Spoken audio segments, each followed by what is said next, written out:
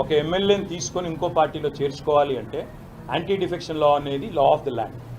ఆ law of the ల్యాండ్ని మేము చెప్పట్లా, సుప్రీంకోర్టు 3 జడ్జ్ బెంచ్ చెప్పింది, 5 జడ్జిల బెంచ్ కూడా చెప్పింది. వాళ్ళు మేము అనేది ఏంటంటే ఆయారాం గయారాం నుండి పోచారం దాకా వచ్చింది కథ.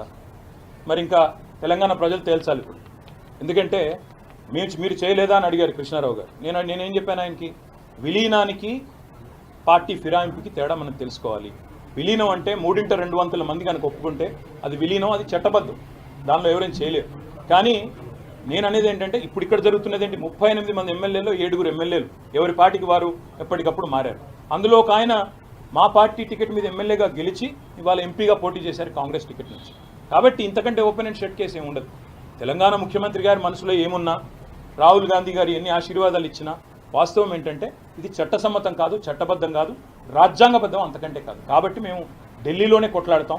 ఏ రాహుల్ గాంధీ గారు అయితే రాజ్యాంగాన్ని పట్టుకొని పోజులు కొడతారో ఆయనకు కూడా రాజ్యాంగం కాపీ పంపిస్తాం. పంపించి ఆయన కూడా చెప్తాం, చదువుకోండి బాబు అప్పుడప్పుడు.